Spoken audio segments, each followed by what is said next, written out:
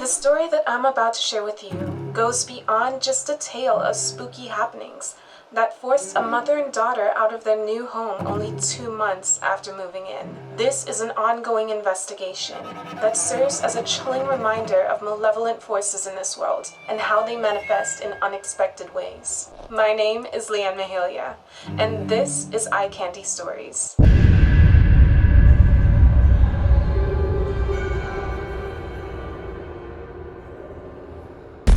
In 2000, a young woman found herself exploring the downtown area of a small town in Northern California known as Chico.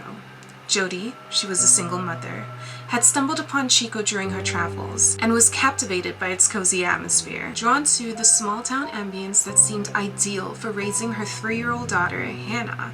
She was determined to build a fulfilling life for herself and for her little child, following the separation from Hannah's father 3 months prior to this. As one chapter of Jody's life concluded, it seemed that another one would be unfolding. Sitting in the town square observing her daughter playing in the grass under the winter sun, Jody sensed the beginning of a new narrative for herself and for Hannah. At that moment, she was resolved to making Chico the backdrop of this unfolding story. Falling in love with the town, Jody spent the rest of the day hand in hand exploring with Hannah.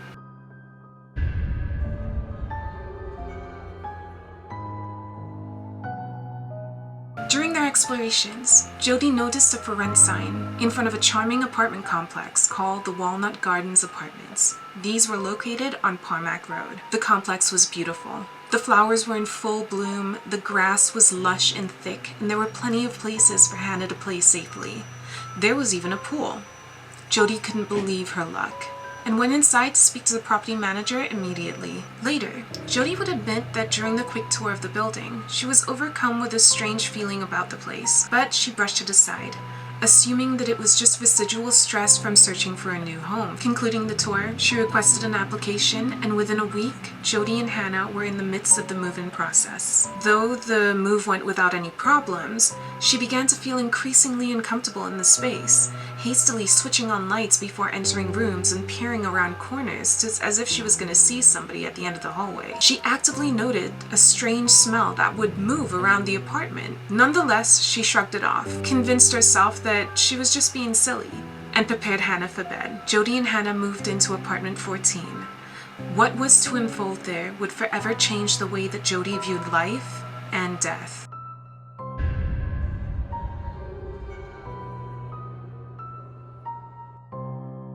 The first instance of anything strange happening in the apartment was an instance that involved her daughter's shoes. Hannah had a pair of little pink sneakers that Jody always kept by the front door. This was in the event that they needed to leave the house, she could get Hannah ready quickly. One day, the sneakers went missing from the shoe rack by the front door. Jody and Hannah searched the entire apartment but turned up nothing. However, later that afternoon, the shoes would suddenly appear sitting neatly in the middle of Hannah's bed.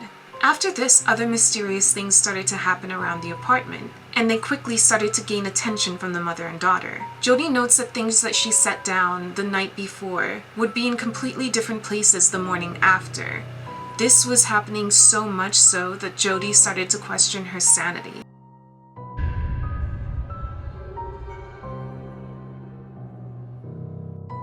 That's when the dream started.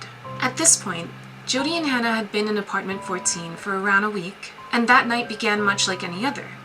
Jody made dinner, spent time with Hannah, and then put her to sleep by singing her favorite nursery rhymes. Jody made her way to her own room and lay down, and slowly drifted off to sleep. The dream that she had felt different to any other that she had ever had before. She was reliving an experience she knew that she had never lived before. The nightmare felt so real.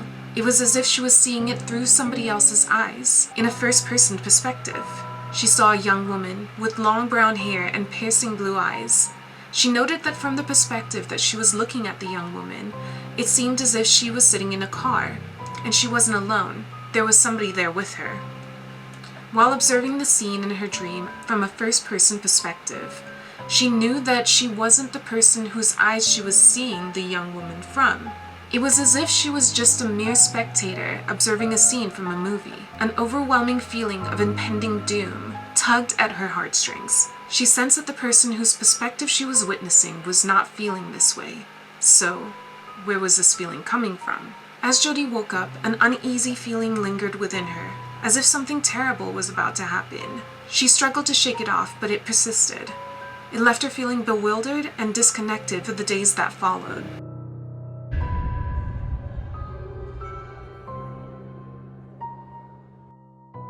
A few days had passed since Jody's initial dream, and although it had been really unsettling, Jody chose not to overthink it and put it out of her mind. Jody was in the kitchen, making lunch for herself and Hannah, thinking about all the errands she had to run that afternoon.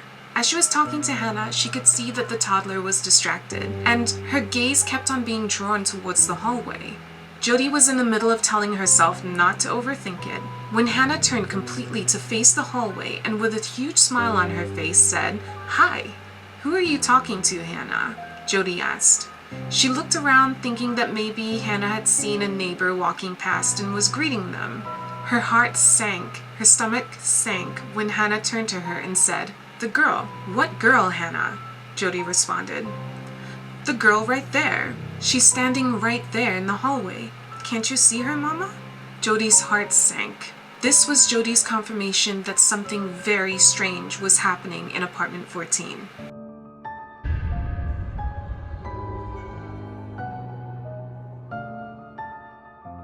As the weeks went on, the activity began to get more and more scary. One night, the mother and daughter, returning from dinner with friends, walked into the apartment to find it in complete disarray. Everything had been strewn around, the living room was a complete mess, the kitchen was as though an animal had been through it, and she noticed that the phone receiver that was usually docked on a wall mount in the kitchen had been ripped from the wall mount, and it was thrown in the middle of her bed. Jody's mind was racing. Who was doing this? Is this just neighborhood kids playing a prank? If it was, it wasn't funny. She went into Hannah's bedroom, where she would encounter something terrifying. Hannah's toys had been moved from their original spots around her room, and everything dumped out of her toy chest into a pile in the middle of her floor. Jody noticed that one of the toys, an Ernie sleep and snore doll, had been placed on top of the pile, and a noose made out of shoelaces was tied around his neck. Jody ran from the apartment and, using a neighbor's phone, called the police. The police took a report about the incident, but they were skeptical of Jody and dismissed any claims of paranormal activity. To calm the frantic mother, they stated that they would be looking into the incident, but effectively did nothing about it.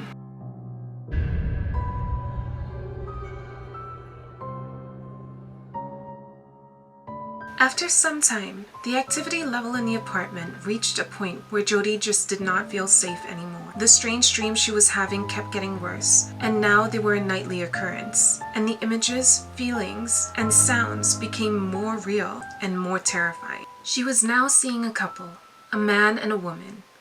The man was tall and slender, with dirty blonde hair and a dead look behind his eyes. The woman was short with mousy brown hair, and she had a look of both terror and remorse as she stared straight into Jody's soul. She saw a dungeon, which she would later realize was a basement. She was in a house, but where was it? She saw the young woman that she had previously been observing through somebody else's eyes, and she was in the basement as well. The young woman with long brown hair and blue eyes. She was strung up by her hands and completely unclothed, and this couple were committing heinous acts against this young woman. It was horrendous, and Jody could hear her crying and screaming and pleading for her life. In one of the dreams, Jody distinctly remembered feeling a sharp pain on the side of her neck, like 1,000 pinpricks, followed by a warm sensation trickling down her neck and arms. She had a feeling of sudden sharp pain in her throat, and then not being able to scream. Jody recalls waking up feeling really disturbed by this particular dream, and having trouble sleeping for the next couple of days. Jody would always ask herself, what were these dreams? Why does she keep seeing these people? Who were they?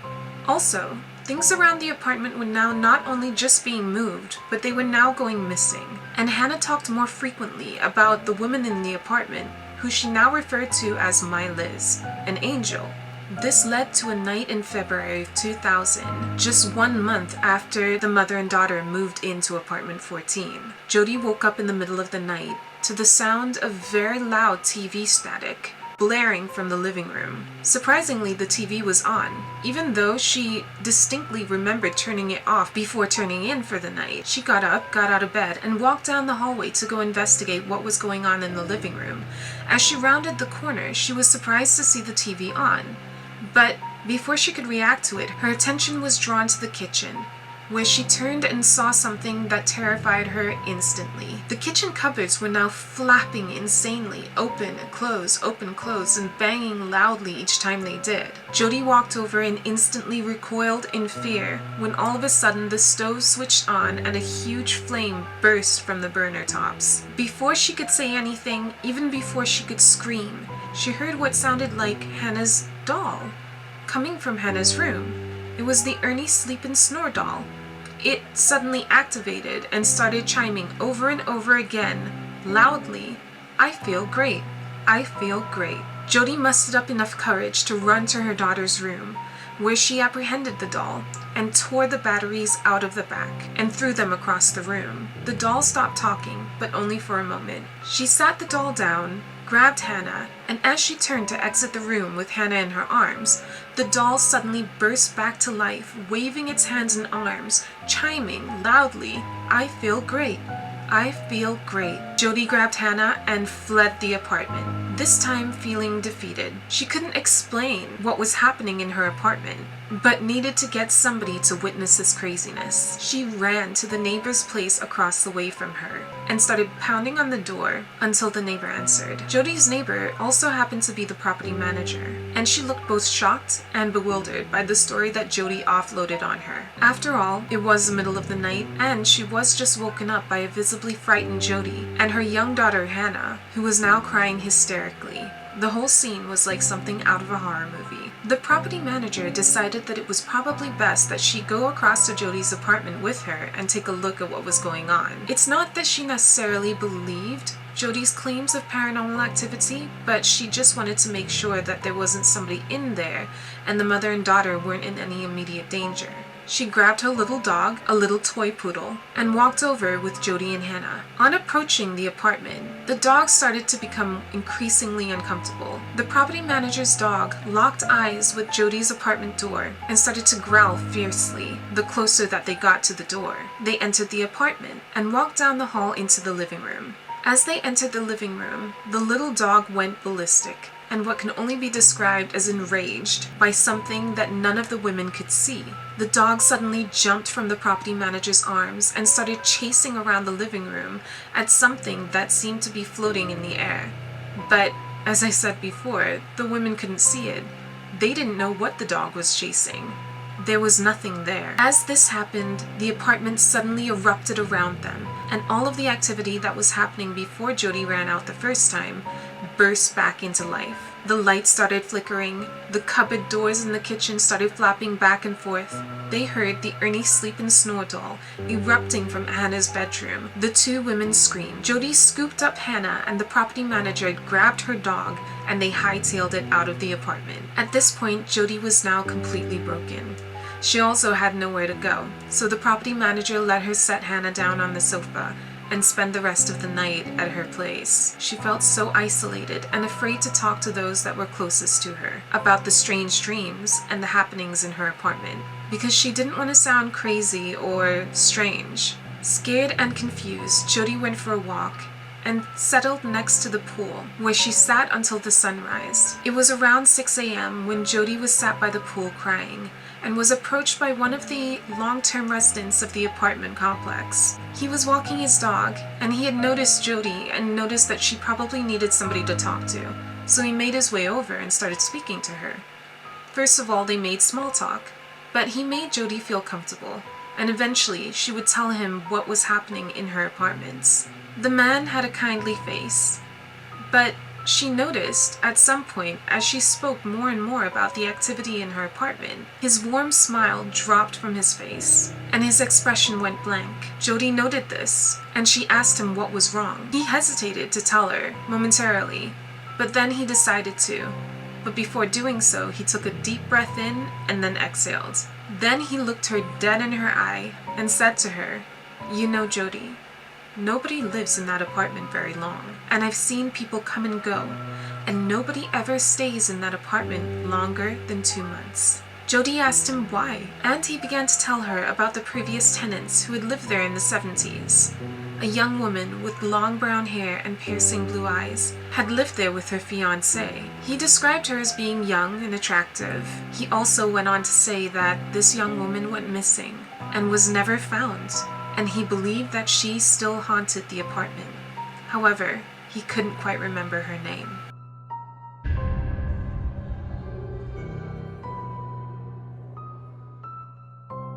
On January 31st, 1976, the Chico Police Department received a missing persons report on Marliz Spannhake. She went by the nickname Marliz. The report indicated that she was a white female, approximately 5'5" in height and 110 pounds in weight. She had long brown hair and blue eyes. Marliz's fiancé at the time, John Baruth, told the police that they had gone to the flea market that day, and they had gotten into a disagreement, and Marliz had decided to walk home from the market instead of riding with him. John last saw Marie Elizabeth walking down Mangrove Avenue away from the flea market. No one has seen or heard from Marie Elizabeth Spannhake since. Originally from Cleveland, Ohio, Marliz came from a close-knit family of 7.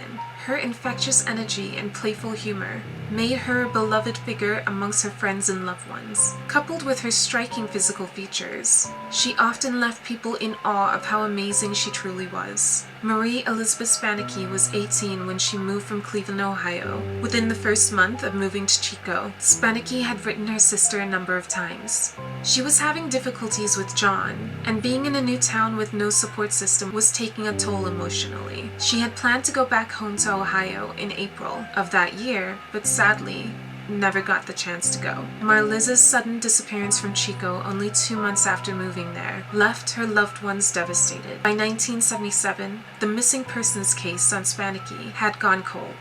24 years later to the day, Jody and Hannah would move into apartment number 14.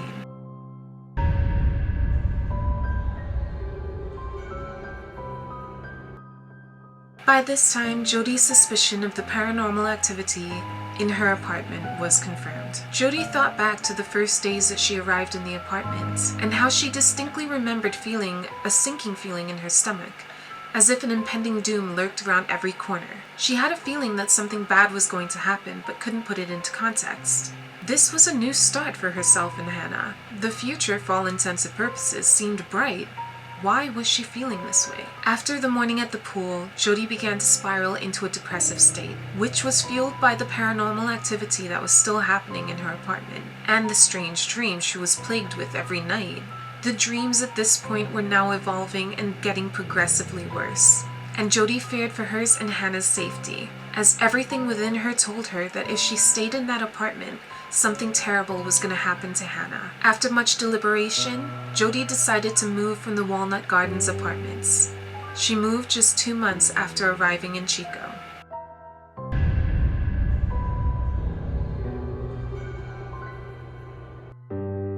For the first time since moving to Chico, Jody felt that her life was back on track. She decided to stay in Chico, but moved to an apartment across town. Needless to say, she was eager to get back to living. Her priority, now more than ever, was to dedicate herself to building that dream for herself and Hannah. Sometime after this, her new life had become her new norm. Jody put the whole experience behind her. She no longer was plagued with dreams about the weird couple or the young woman. She prioritized raising Hannah, and all her hard work was paying off. She was in a great relationship with a good man named Steven, who was tall and ruggedly handsome, had a great personality, and became a sort of father figure to Hannah. He was invested, and Jody loved that he was such a good listener. He had been walking through a bookstore in the downtown area of Chico, which coincidentally happened to be in the same place as the old flea market used to be. He was browsing through a bunch of old books when one book in particular stood out to him. The book was called The Perfect Victim. Stephen was a ferocious reader and was looking for a new book. Although this one was outside of his usual genre, he picked it up, having a feeling that it was something that he needed to read. Later that week, Jody was relaxing at home with Hannah when she got a call from Stephen. He was almost frantic and tripping over his words. It took Jody a few minutes to calm him down and tell her what was going on, but when she did, the story that he would recount would send shivers down her spine. He told her about the book and the weird feeling that he got, prompting him to take it. He told her that the book mirrored word for word the experiences that she had encountered at the Walnut Gardens apartments. Then he told her that the book told the story of the young woman that lived at apartment 14 and the details of her case. A little freaked out about the situation after reading the book, Stephen himself had done a little bit of investigation, which led him to an article about a missing Chicoan girl from 1976. Stephen was in the midst of reading the article to Jody when Jody suddenly stopped him. Wait, hold on, what did you say her name was? Stephen started to respond. Marie Elizabeth— No, Jody interrupted, sounding more agitated now. The nickname. What did you say the nickname was? Stephen responded. Her nickname was Marliz.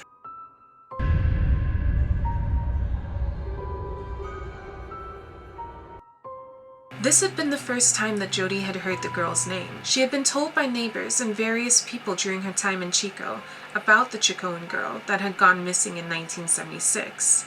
She had listened to all the weird claims and people's theories about what could have happened to her, but she had decided that staying away from the case was in hers and Hannah's best interests, especially after experiencing what she had experienced in the apartment. Years previous to this, when she and Hannah was still in the apartment, Hannah had an imaginary friend, a friend that she called My Liz. And with all the synchronicities now being presented to her, Jody thought the best course of action now was to finally ask Hannah a little bit more about My Liz. Jody drove up, joining the long line of parents waiting to pick up their kids from the school. She felt almost excited. It had been years since she had thought about the experiences at the Walnut Gardens apartments, but she realized that this was something that she never really got to resolve in her own mind. She had had a lot of questions that she decided to abandon due to the fear of reliving the experiences. She felt like this was her chance to finally get some answers and confirmation about what she and Hannah had experienced. At the very least, if the information didn't line up, and Hannah didn't confirm knowing the girl in the picture, she could put it all to rest for good, compartmentalize it, and write it off as one of those weird things that sometimes happens. Hannah jumped in the car and kissed her hello. Jody turned to her with a serious look on her face. Hey Hannah, I need to talk to you, okay? I really need your help with this. Hannah was now 11 years old. Do you remember your friend My Liz? Hannah responded, yeah. Well, I need to show you something. Jody presented the picture to Hannah, whose jaw dropped and eyes widened at the sight of the girl in the picture, confirming Jody's suspicions without even saying a word. Oh my god, that's the girl that was in the apartment with us, Hannah said. That is My Liz. Something inside of Jody ignited when she heard the confirmation from her daughter, and she almost became agitated by this realization, and instead of finding closure, it felt like more and more questions were raised. And now they were doing loops around her head. Where is Marliz? Where is she? How come no one has been able to find this girl? This prompted Jody after all this time to launch her own investigations into what happened to Marliz. And during her investigations, she learned that Marliz's disappearance were linked to a couple who lived just an hour away in a town called Red Bluff in California. Jody to this day still works with the police to try to recover Marliz's body.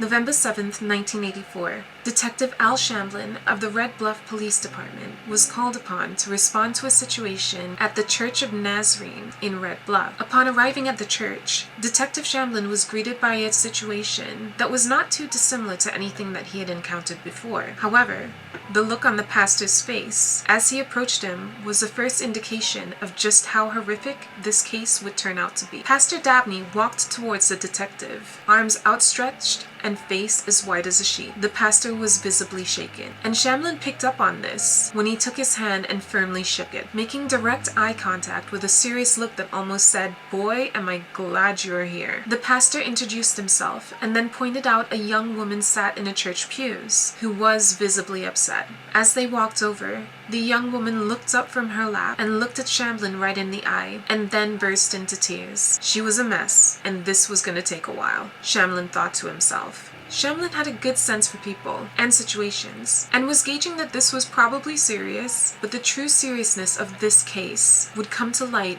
when the young woman started to recount her story to the two men. It was unlike anything Shamlin had ever heard before. The young woman's name was Janice Hooker. She was in her late 20s, and didn't seem particularly interesting. Nothing was striking about her physically. She seemed polite and respectful enough, so Shamlin couldn't quite understand why initially he had felt so uneasy in her presence. That was until Janice came right out and said that in 1976, she and her husband Cameron had kidnapped and killed a young woman from Chico, California. The girl's name was Marliz. On hearing this, Shamlin was taken aback and surprised at her candor. He asked her what her reasonings were for coming forward with this information now, and Janice responded that she had felt immense guilt for not being able to stop the killing. Also, she was terrified of her husband Cameron. And this was because the young woman from Chico was not his last victim. He had kidnapped somebody else since then. After being confronted with this information, Detective Shamlin decided the best course of action was to read Janice her rights per Miranda and advise her that proceeding without an attorney was probably not in her best interest. Janice agreed and would not give any more information without a lawyer present. Janice bargained immunity for herself, and the story that she would tell would be probably one of the most heinous crimes ever committed in the US. In fact, the offense was so surprising that the perpetrator, now known as Cameron Hooker, would be sentenced to over 100 years for all the brutal acts that he committed against his victim.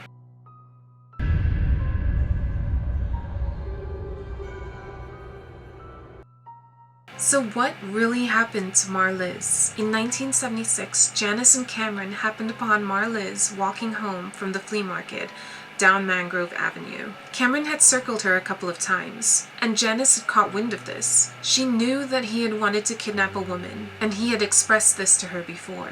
She had also been present when he took action to prepare for the kidnapping. Cameron pulled up alongside Marliz and engaged her in conversation. He was very deliberate in his approach, using the fact that Janice was in the car as a way to create rapport with the young woman and paint the illusion of safety, like this was all just a neighborly act and Janice and Cameron were just there to help. They managed to convince Marliz to get into the car and started driving down Mangrove Avenue. During the first few minutes of the car ride, Cameron would ask Marliz about herself. Who was she? What was she doing in Chico? Was she local? She didn't sound local. How long had she been in town? What seemed like friendly conversation was actually just Cameron trying to decipher whether or not Marliz would be a candidate for what he had been planning. Janice was well aware of those plans, and for whatever reason, did nothing to prevent them. Cameron was looking for someone just like Marliz. She didn't have family nearby. Nobody knew where she was going, and she had no significant ties to the community. When Cameron was satisfied that Marliz ticked all the boxes for his requirements, his tone changed, and he became aggressive. He began to threaten Marliz, and Janice recounted that Marliz had made an attempt to get out of the car and run away from herself and Cameron. Cameron then attacked the girl, and with a knife held to her throat, forced her back into the car, where he and Janice placed a contraption over her head. What they placed on her head was a head box that had been constructed by Cameron. Cameron had fashioned a wooden box that had been insulated with styrofoam for the purpose of muffling the sounds of his victims in the event that they tried to call for help whilst being abducted. This box weighed 20 pounds, and a lot of thinking, planning, and manual labor went into the construction of this contraption. Once Marliz was subdued in the car, headboxed and handcuffed, Janice and Cameron drove her 40 miles north to their house on Oak Street in Red Bluff, where they lived. They removed the headbox, and Cameron held a rag over her mouth that was sprayed with starting fluid. This put Marliz into a semi-unconscious state. They carried her into the basement, where he strung her up by hooking her handcuffs onto a large meat hook that had been fitted to the wooden beams across the ceilings. He removed her clothes. As Cameron has never confessed to killing Marliz, and Janice at this point was no longer present in the basement of their Oak Street home, we can only imagine what happened to this poor girl for the time that he had her down there, vulnerable and alone. Not long after, Cameron would emerge from the basement looking disheveled and agitated. He had read somewhere that cutting the vocal cords of a person would prevent them from screaming, and had been studying methods on how to perform the surgery. Although Cameron was fascinated with the dominance and torture of a person, he didn't like the screaming of someone he was torturing. He was invested in keeping his victims utterly cowed and utterly terrified. He commanded that Janice help him carry Marliz back up the stairs, where he could perform this makeshift surgery. Janice said that she had refused to help him, but he held a knife to her throat and said that he would do the same thing to her. So she relented. They carried a now unconscious Marliz into the bathroom, and Cameron began cutting her throat. Cameron had no medical background and did not know what he was doing. Marliz began to bleed heavily, to which Janice got freaked out and ran outside to vomit. When she gathered up enough strength, she returned back to the house to check on what was happening and if the girl was still alive. Cameron had moved her from the bathroom back down into the basement and placed her back on the hook. She was now hanging from a rope that had been placed around her neck. She was unclothed, except for a pillowcase that had been placed over her head. At this point in time, Marliz was now deceased. Janice helped Cameron take Marliz's body back out to the car and placed it in the trunk. It was now around 2 a.m. The couple drove 30 miles north of Red Bluff on Interstate 5. They then took Highway 44 towards Lesson Park, where they turned off a dirt road. Janice said Cameron dug a shallow grave and buried Mary Elizabeth's body. After the burial, he burned all of her clothes and her belongings. The kidnapping took, from start to finish, about 10 to 12 hours to complete. So he kidnapped her, tortured her, killed her, and then buried her, all within half a day. She died in the early hours of the morning on January 31st, 1976.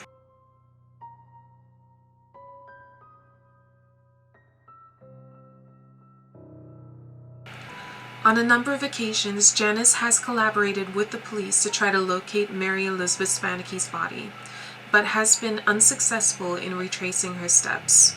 Now, as I said earlier, Cameron was convicted, but it wasn't for the heinous acts against Marliz. He had actually kidnapped a second victim just a year later, and her name was Colleen Stan. Hooker received several convictions for kidnapping, raping, and torturing Colleen Stan in 1977, holding her hostage for 7 years, until her escape in 1984, which ultimately led to Cameron's conviction in 1985 with a 104-year prison sentence as punishment. Hooker has tried on multiple occasions to appeal for parole, but the parole board denies his requests every time. As we come to the end of the story, let's take a moment to take a collective sigh of relief in knowing that this monster will not be free anytime soon to roam the streets, and that justice was served for Colleen Stans. However, it's important to remember that justice is still to be served for Marliz, and her story still remains unsolved.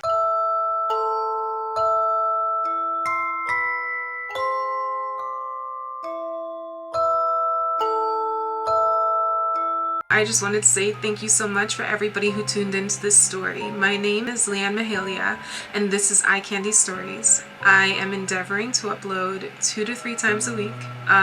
Let's see how that goes. If you enjoyed, please drop a like, hit subscribe, and stay tuned, because I hope to entertain you further in the future.